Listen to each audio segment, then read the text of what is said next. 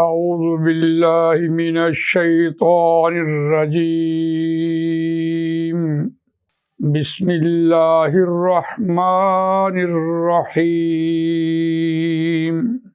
وَإِذَا قُرِئَ الْقُرْآنُ فَاسْتَمِعُوا لَهُ وَأَنصِتُوا لَعَلَّكُمْ تُرْحَمُونَ آمنت باللہ صدق اللہ العظیم وقال اللہ تعالی فی القرآن المجید وَلَا تَجْهَرْ بِصَلَاتِكَ وَلَا تُخَافِتْ بِهَا وَابْتَغِ بَيْنَ ذَلِكَ سَبِيلًا صدق اللہ العظیم رب اشرح لی صدری ویسر لی امری واحلل عقدۃ من لسانی یفقہوا قولی اللہم ارنا الحق حقا وارزقنا اتباعہ وارنا الباطل باطلا وارزقنا اجتنابہ آمین یا رب العالمین۔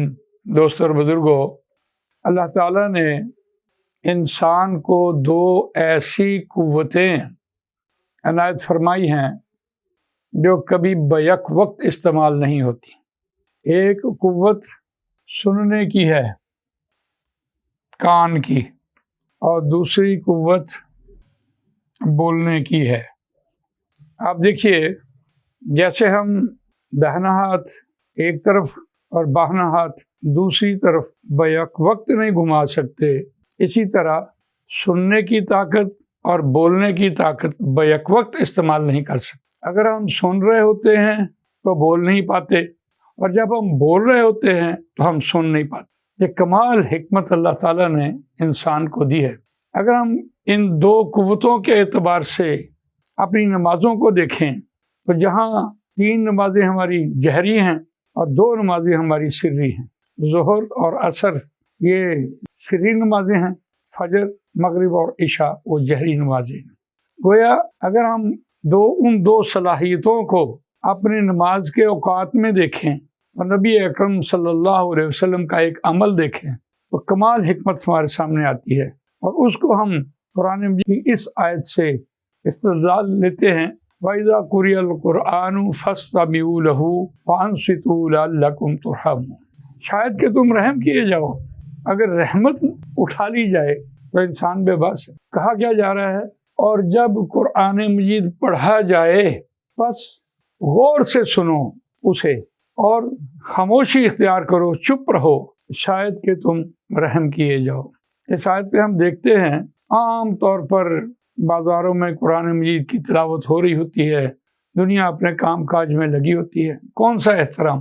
اس کا تو حکم ہی اور ہے۔ یعنی جب قرآن مجید پڑھا جا رہا ہے تو آدمی بول بھی نہیں سکتا اور خاموش رہے، مسئلہ تو حل ہو گیا۔ کہ وہ جو نمازیں ہیں خاموشی کی نمازیں، ظہر اور عصر کی نمازیں، ان میں امام خاموش ہے اور آپ خود قرآن مجید پڑھیں، کوئی ممانع نہیں ہے۔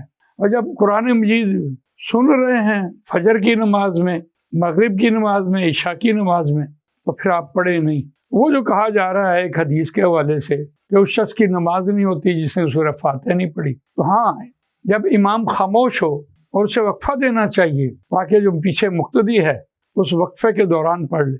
لیکن یہ کیا ہوا کہ ایک طرف امام پڑھ رہا ہے، دوسری طرف مقتدی بھی پڑھ رہا ہے، تو بڑی غیر مناسب بات ہے۔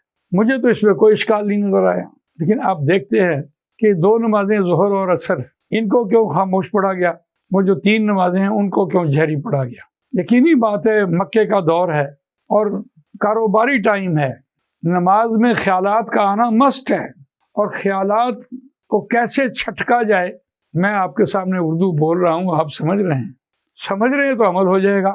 وہ لوگ عرب لوگ قرآن مجید پڑھتے تھے، ان کو سمجھ آتی تھی، اور اگر وہ سن بھی رہے ہوتے تھے تو ان کو قرآن کی سمجھ آتی تھی۔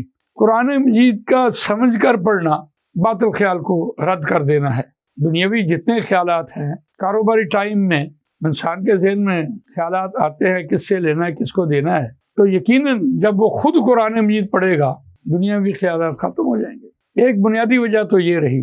دوسری وجہ یہ رہی کہ اگر قرآن مجید گہری آواز میں اس وقت پڑھا جائے اور بازاروں میں لوگ اپنے کام کاج کرتے رہیں تو ایک تو یہ صریحاً اس بات کی خلاف ورزی ہے کہ اگر قرآن سنا جا رہا ہو تو اسے دنیاوی باتوں میں انسان مشغول رہے، ایک تو خلاف ورزی یہ ہو گئی۔ اور دوسری بڑی بات یہ ہے کہ مکے کا معاشرہ ہے، مشرکین مکہ ہیں، وہ عربی زبان سنتے ہیں، قرآن سنتے ہیں، وہ مشتعل ہو جاتے ہیں، وہ سیٹیاں بجانا شروع کر دیتے ہیں، آوازیں دینا شروع کر دیتے ہیں، گانے بجانے شروع کر دیتے ہیں، وہ ڈسٹرب کرتے ہیں۔ یہاں تک بھی ہو سکتا ہے اور ہو سکتا ہوگا کہ وہ حملہ ہی نہ کر دیں۔ تو یہ کتنی بار ایسا ہوا ہوگا۔ اس لیے قرآن مجید میں یہ احکامات جو آئے ہیں یہ بڑی اہمیت کے حامل ہیں۔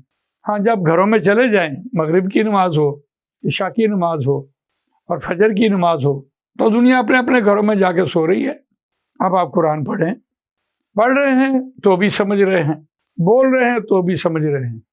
تو ان دو قوتوں کا استعمال اور قرآن مجید کو سننا اور خاموش رہنا، یہ بہت کمال بات ہمارے سامنے آئی، لیکن اس کا یہ جواب نہیں ہے وَلَا تَجْهَرْ بِصَلَاتِكَ وَلَا تُخَافِتْ بِهَا وَابْتَغِ بَيْنَ ذَلِكَ سَبِيلًا، کہ نبی اکرم صلی اللہ علیہ وسلم گشت کر رہے ہیں اور حضرت عمر فاروق رضی اللہ تعالیٰ عنہ بڑی بلند آواز سے تلاوت کر رہے ہیں اور حضرت ابوبکر صدیق رضی اللہ تعالیٰ عنہ بہت دھیمی آواز سے تلاوت کر رہے ہیں۔